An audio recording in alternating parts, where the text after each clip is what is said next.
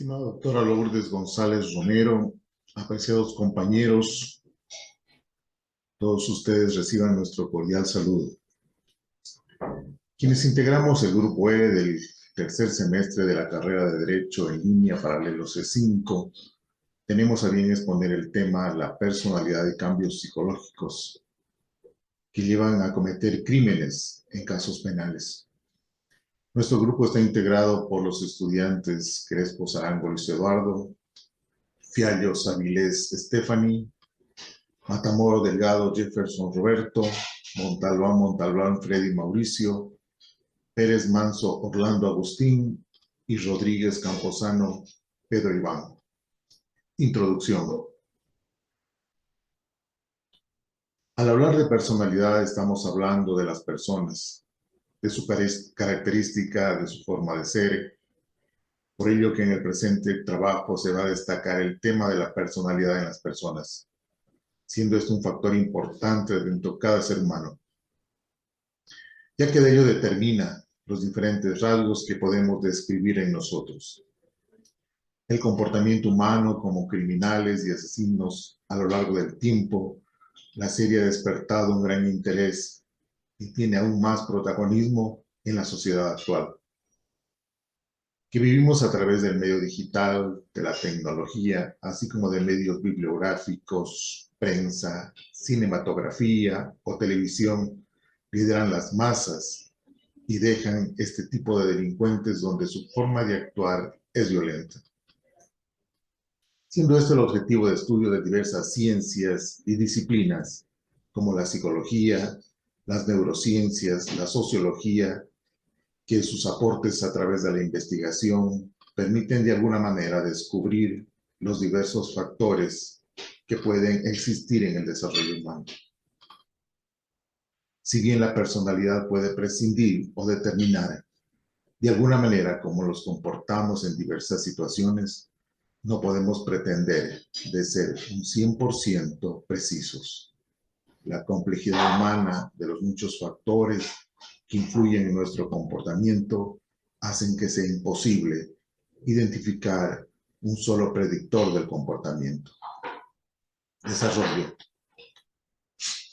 La personalidad es el conjunto que hace de un individuo un ser único, original, distintos de los demás e irrepetible. La personalidad es un conjunto de características que definen a una persona, es decir, los pensamientos, sentimientos, actitudes y hábitos y la conducta de cada individuo, de manera muy particular, hacen que las personas sean diferentes a las demás. Nacemos con ciertas características de nosotros mismos que se desarrollan y difunden, estructuran y cambian con el tiempo y con una serie de factores como los orígenes ambientales, la cultura, la familia, la educación, recibida de las figuras de los padres, amigos, profesores, juegan un papel muy importante en este proceso y tuvieron su gran impacto. La personalidad es fundamental para el desarrollo de otras habilidades del individuo, de la integración de los grupos sociales. Cuando una persona no tiene personalidad es porque no se identifica consigo mismo, es decir, no se conoce a sí misma. A continuación le doy paso a nuestro compañero Jefferson Matamoros, que va a proseguir con el desarrollo. Continuando con la exposición, tenemos que los elementos de la personalidad tienen que ver no solo las respuestas ante estímulos y situaciones determinadas, sino también al estilo de vida, las creencias y motivaciones e incluso las concepciones del mundo. Según Carl Gustav Jung, expone 8 tipos de características de la personalidad como son pensamiento introvertido, sentimental introvertido, sensación introvertido, intuición introvertido, pensamiento extrovertido, sensación extrovertido e intuición extrovertido. La personalidad hace referencia a la forma de pensar, percibir o sentir de un individuo que constituye su auténtica identidad y que está integrada por elementos de carácter más estable y elementos cognitivos, motivacionales y afectivos vinculados con la situación y las influencias socioculturales, y por tanto más cambiables y adaptables a las peculiares características del entorno que determinan en una continua interrelación e interdependencia la conducta del individuo. Tanto lo que podemos observar desde afuera como los nuevos productos cognitivos, motivacionales o afectivos, que entrarán en juego en la determinación de la conducta futura. En general, un individuo exhibe características estables que determinan su comportamiento. La personalidad se puede clasificar en actitudes o partes subjetivas de la salud mental del individuo. En psicología son las características psicológicas de una persona que determinan cómo una persona se comporta de una manera diferente a otra. Dentro de la caracterización de personalidad criminal y su relación con el delito, podemos decir que la personalidad criminal se estudia en base a un perfil del individuo. Se observan distintos aspectos, se identifican rasgos, motivaciones, historias de vida, entre otros aspectos. Se analizan y establecen particularidades que definen la personalidad criminal de los asesinos o violadores, características relevantes que nos ayudan a conocer y predecir el perfil criminalista, a entender los patrones conductuales y con ello poder establecer diferentes tipologías existentes. La psicología es una de las muchas ciencias interesadas en el estudio del comportamiento de delincuentes. Nuevamente, se vincula con otros saberes, pues busca obtener aportes relevantes investigados en este fenómeno. En este sentido, los rasgos de personalidad de un individuo eh, manifiestan factores para lograr un estilo o trastorno de personalidad. Una de las habilidades de un psicólogo criminal es evaluar la idoneidad del acusado para ser juzgado.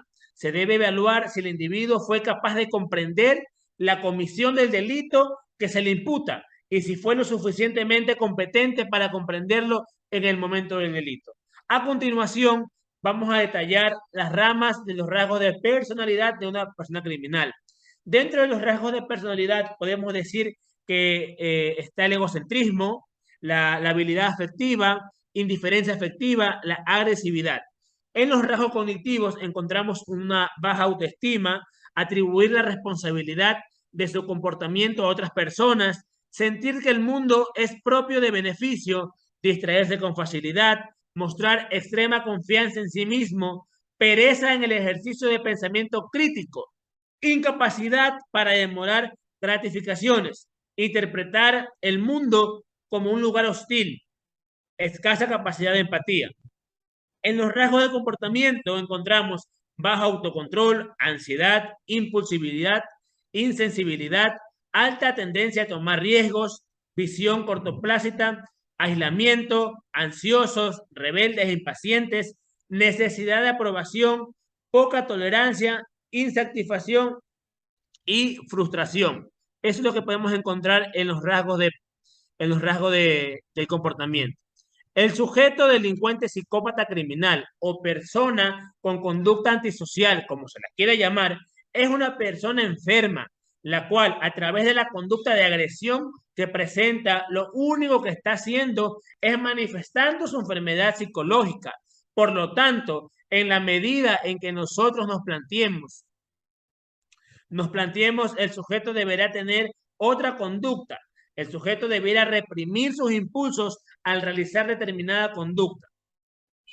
A continuación, expondremos 3 casos investigados acerca de la conducta criminal,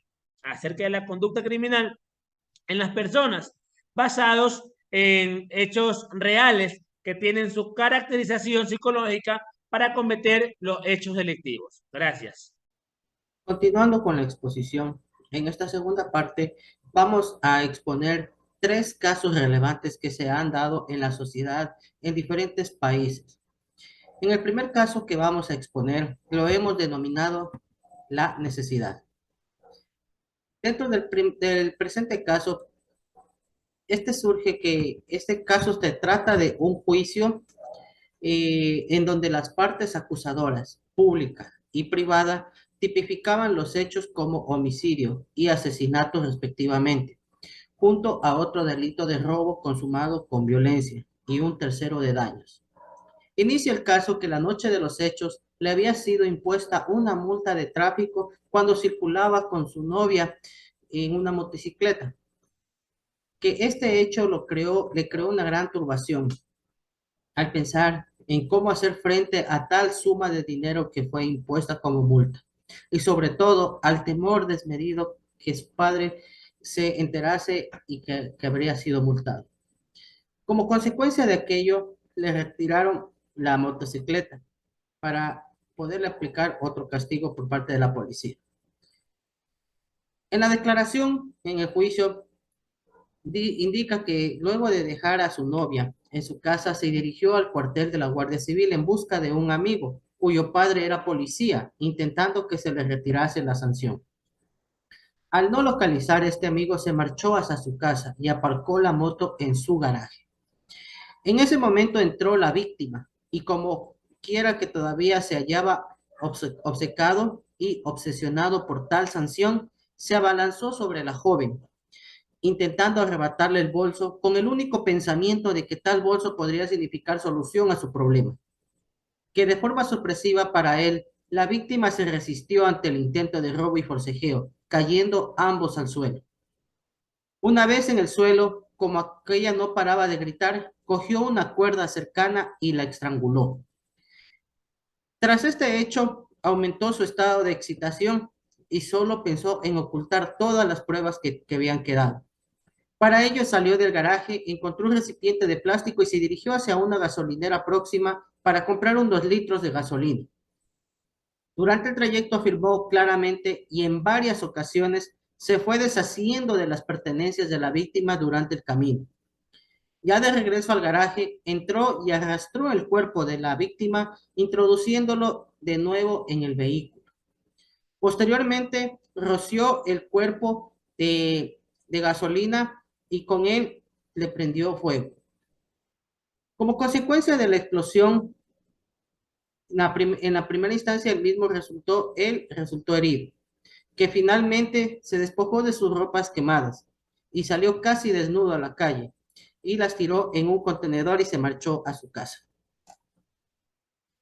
Como análisis del presente caso planteado, el grupo llegó a determinar que el agresor en este caso criminal se trata de un joven que por impulsos de desesperación lo lleva a realizar actos en los que no tiene planificado hacer, de tal manera que lo llevó a estrangular a una persona por el simple hecho de intentar robar para cubrir una necesidad que se suscitó en el momento. Por todas estas razones, la defensa preguntó a un psicólogo, perito psicólogo dentro del proceso policial, y que se menciona explícitamente el término cortocircuito, en el cual fue indicado dentro del proceso judicial, y mismo que se encontraba dentro de su informe pericial. Si este término podría usarse para explicar el comportamiento del acusado. De hecho, el psicólogo respondió extensamente aplicando la psicopatología del comportamiento del cortocircuito en el mismo término. En segundo lugar, la defensa agregó una pregunta sobre la madurez del acusado, ya que tenía 18 años y pocas semanas en el momento del incidente. Si bien afirman que el coeficiente intelectual del acusado se encuentra en un nivel moderadamente alto, también señalan que la madurez mental no es solo un proceso de un día como la mayoría de edad legal, sino todo un proceso. En consecuencia, se intentó introducir una atenuante análoga en la edad de la minoría de edad, por considerar que, si bien el imputado era mayor de edad cronológica, el breve lapso entre su cumpleaños y la ocurrencia del hecho podía interpretarse como su falta de madurez psicológica total. Se trata de la introducción de los términos psicológicos de distinción entre edad cronológica y edad mental.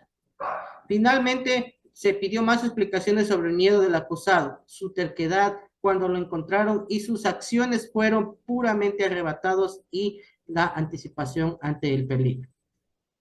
Como conclusiones del caso, el informe psicológico presentado al juzgado español, los peritos declararon que el acusado era una persona con trastorno obsesivo compulsivo, lo que explica la terquedad que motivó la multa.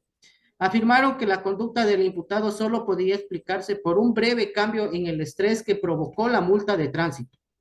Hablaron de que los cables que el imputado se habrían cruzado los cables y finalmente informaron que el imputado mostró un gran temor ante la figura paterna. De la información que han proporcionado los psicólogos, se puede suponer que entendieron la conducta del imputado como un cortocircuito, una patología muy estudiada en psiquiatría forense. El psicólogo también denunció el miedo del imputado hacia su padre.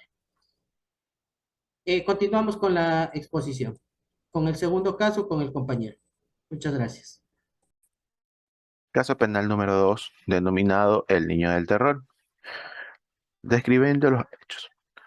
Una serie de hechos atroces ocurrieron entre finales de 1991 y comienzos de 1992, en los que por un lapso aproximado de 2 meses, un joven de tan solo 14 años asesinó a 15 personas en la capital del Ecuador. Joven cuyo nombre, pues obviamente fue sustituido por los medios de comunicación por el Niño del Terror, y cuyos análisis periciales interpretados por agentes del orden lo tildaban de un psicópata polimorfo, lo cual significaba que tenía sed de sangre. Un joven convertido por sus actos en un monstruo con características malignas, un ser carente de moral, con tendencias al mal y el cual debe ser castigado. Ante este caso sui generis, que conmocionó a los quiteños con esta ola de asesinatos perpetrados por un adolescente y cuyo accionar dejó una serie de preguntas acerca del comportamiento de este. Esta apuesta que realiza Hermosa con su destino quizá lo lleva siempre a la misma encrucijada, la búsqueda de un afecto por parte del otro, el cual es demostrado cuando realiza estos actos criminales. Y este otro es permisivo, o existe la confrontación que lo dejará al límite y tendrá que actuar, ser ese sujeto del acto. Analizando el contenido de este caso. Se puede decir que Hermosa es imputable al delito que cometió a sabiendas y con culpa por matar a sabiendas su delito. Se determina una personalidad psicópata amorfa. Los psicópatas son personas que pueden cometer delitos muy graves sin mostrar algún tipo de culpa. Deseos expansionistas, inadaptación social y trauma mental. El modelo se llevó a encontrar por su psicosis amorfa, era una prueba abreviada de la función cognitiva de Wenderlich, bajo 3 parámetros. Primero, evaluar la capacidad de resolver problemas, razonar y planificar. Segundo, evaluar la impulsividad, agresividad y flexibilidad. Y tercero, evaluar atención, memoria, lenguaje y orientación. A las características de los asesinatos cometidos por Juan Fernando Hermosa dan algunas señales de ser catalogados como pasajes al acto. Sin embargo, aún quedaban dudas debido a las limitaciones de la investigación. El análisis clínico del caso permite interpretar varios hechos de su vida que brindan una perspectiva subjetiva de la vida del sujeto. Posteriormente, expertos señalarían que tenía un alto coeficiente intelectual, era líder nato, sentía resentimiento social crónico y sufría de psicopatía amorfa. Un conjunto de condiciones que llevaron, ¿sí?, a cometer algunas de estas actuaciones por parte de este ser. Una de las razones que los expertos de la época descubrieron de su desdén fue un impacto psicológico que había recibido cuando era muy niño. El pequeño, con apenas 7 años de edad, abruptamente se había enterado de una forma humillante que era hijo adoptado. Desde allí ya se podía mostrar su resentimiento o su resquemor.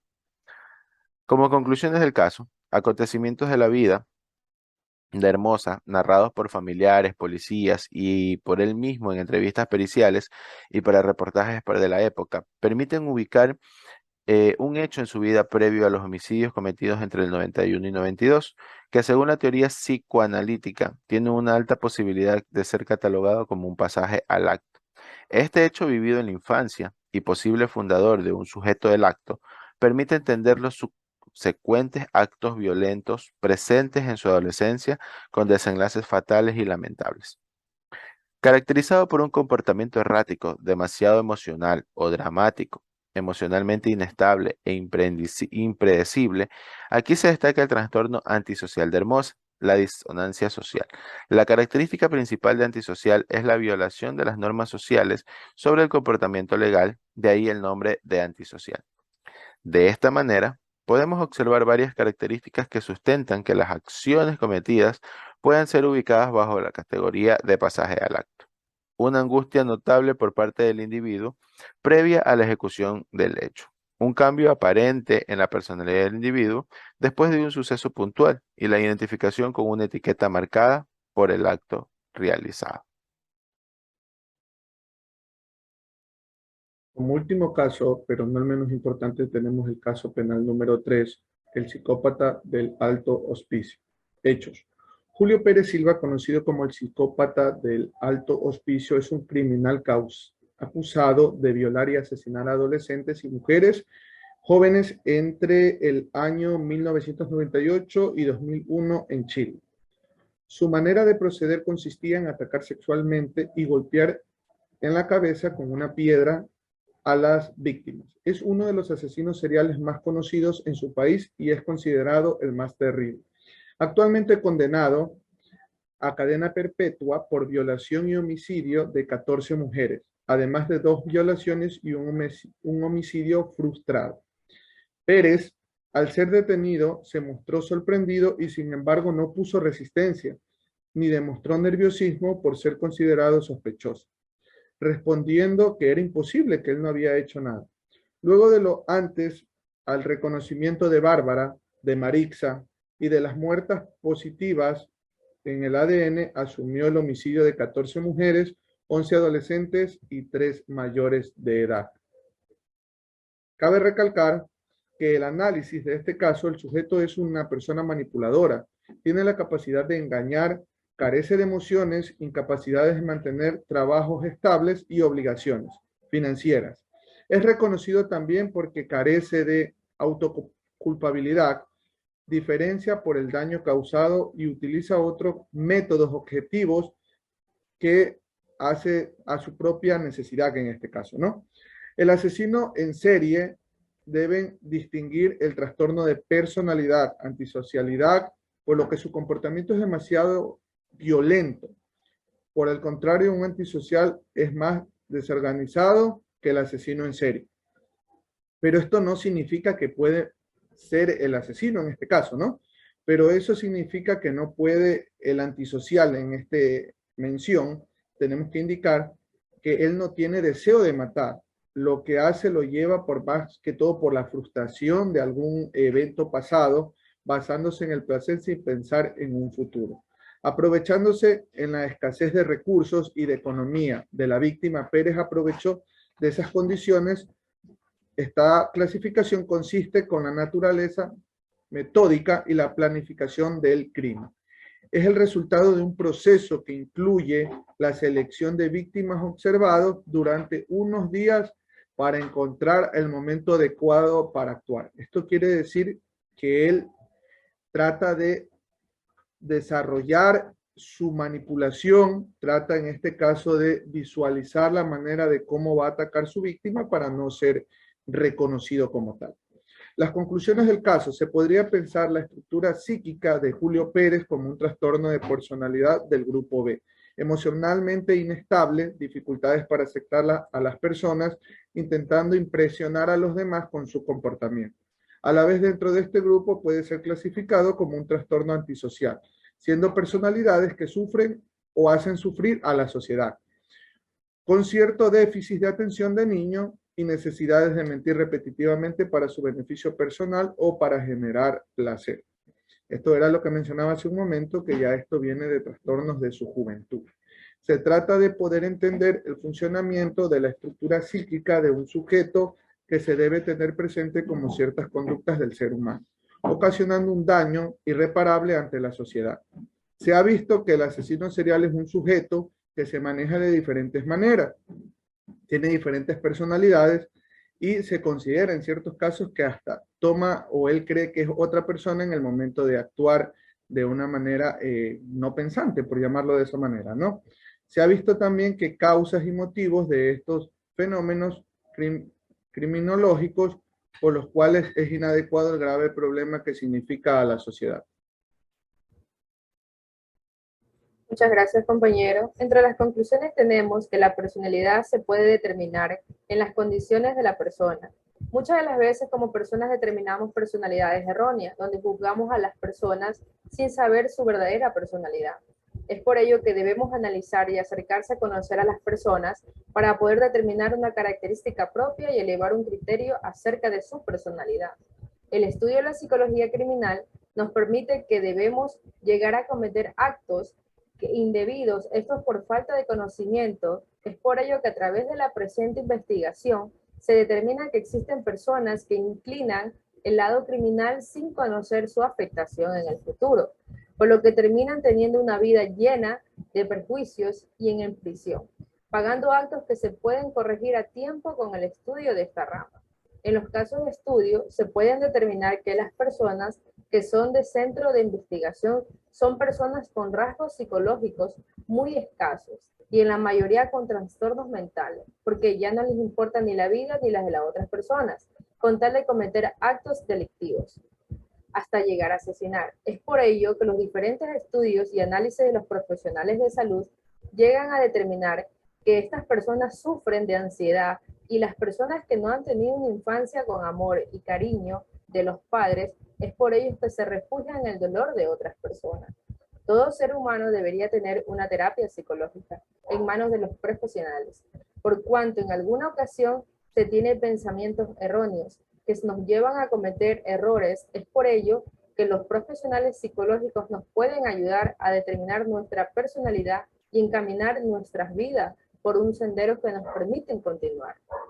Como grupo concluimos que este estudio son casos psicológicos criminales. Nos ayudan a entender mucho más acerca de nuestra carrera, ya que a lo largo de nuestras vidas profesionales nos vamos a encontrar con casos similares o peores, en los que tendremos que defendernos o acusar de acuerdo al lado que estemos defendiendo. Es por ello que este estudio nos permite tener mayor conocimiento y tener un análisis de los casos reales. Entre las recomendaciones tenemos que es importante tener en cuenta que para analizar casos psicológicos que abarquen el tema de los casos criminales, se deben tener fuentes de donde obtener una dirección que nos permitan encontrar con mayor facilidad. Por cuanto la red de internet es muy extensa y por eso es difícil encontrar casos que pueden ser expuestos para un análisis.